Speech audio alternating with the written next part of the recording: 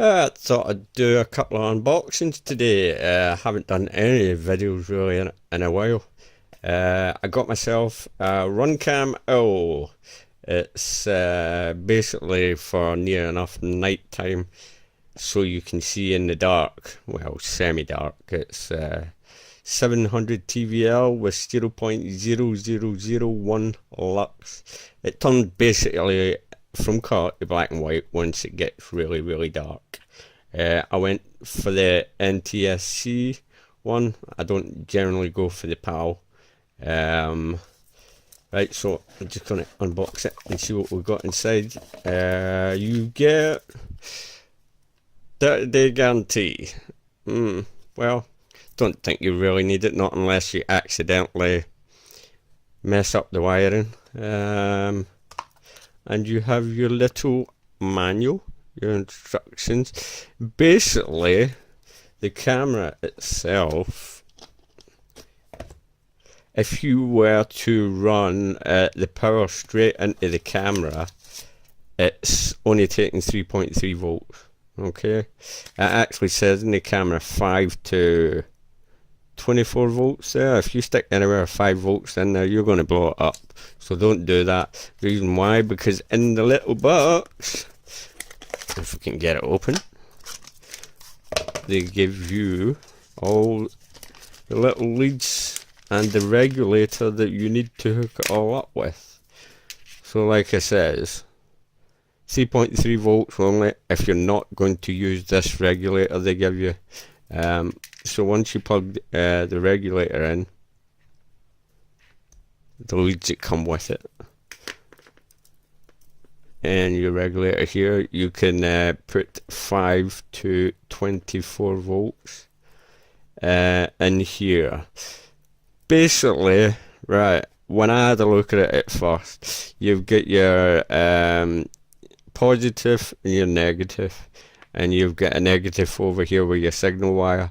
Now, what I'm going to do, and what a lot of other people have done, is just take your signal wire out of this little plug and pop it in here. The easiest way to do it is if you get yourself a little needle and push down on the silver bit, and you can actually pull that little socket out and clip it into there. Let me get a bit more light over here. Can I get a bit more light over here? There you go. So that's what I'm going to do. I'm going to be using, because I've got plenty of them, from, yeah, you guessed it, the Rodeo. I'm going to use a 2-cell battery with this. Now, the transmitter I'm going to use, this is another thing, this is why I said it's a double unboxing. So you've seen the RunCam Owl, it's 150 FOV on it with the regulator. So use the regulator, do not blow your camera up. Okay, I'm just going to quickly just put this away. You can also use this if you wanted other lead to plug it in, if you keep it as is, and plug it into a monitor. So which I'm not going to be doing anyway. I'm just going to put this to the side quickly. So that's it. Why I got this camera is for my RC truck, because the weather's going to be bad. I won't be able to fly. Just now the winds are up to 40 miles an hour and it's raining like hell. The truck I got is waterproof. I need to find a way to get my FPV set up totally waterproof. I did a little test setup. The truck itself is waterproof, but the actual VTX and that, I just kind of taped it up. And when I was driving it that day, it was getting pretty wet, but it survived. There's no harm done to any of the electrical components of the FPV setup, so that's good. But I want everything to be waterproof. Now the transmitter I'm going to be using is this one here. It's a Eachine 5.8 600 milliwatt transmitter with 32 channels, and this is what I'm going to hook up to RunCam.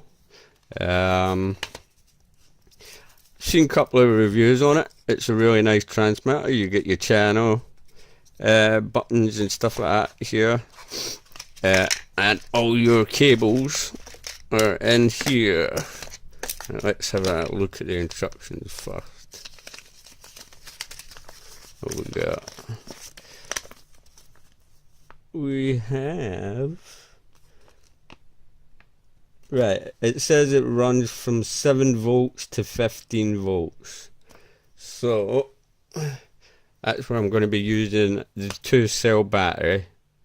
I'm going to test it out in 2-cell battery first, because it says 7 volts, so I don't know how this is an 850 mAh 2-cell battery. I don't know how long it would last running this 600 milliwatt transmitter, but if all fails, I'll just use a 3-cell, and that should last a lot longer. The wiring that comes with it is basically pretty easy. It's plug and play kind of stuff, you know. So I'll just plug the wire in there, and you have, let me get all of this out of the way. You have your, where you plug your battery in, and this is where I will be plugging my RunCam in. Now, where's the RunCam? Oh, Wales, where are you? Here you are, here. So like I said, I'm going to take that yellow wire, I'm going to put it in there, and I'm going to connect it up. I'm actually going to need to, I don't know, I think I'll get rid of the plugs actually, and just solder it up together. Or I might have some kind of plug lying about in my spare box, and I'm going to get rid of that JST plug and use a different plug, and just hook the battery up into that, plug that into the camera, and we should be good to go. I'm off camera there, camera.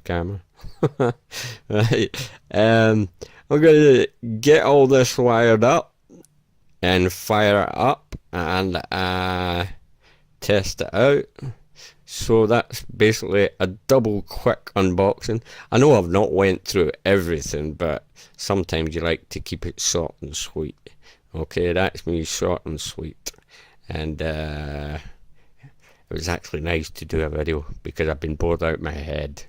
And right, I'll get another video up soon, and I'll show you what it's like. I'll probably even wire it up tonight and let you guys have a look. Oh, you get the lens cap with this one.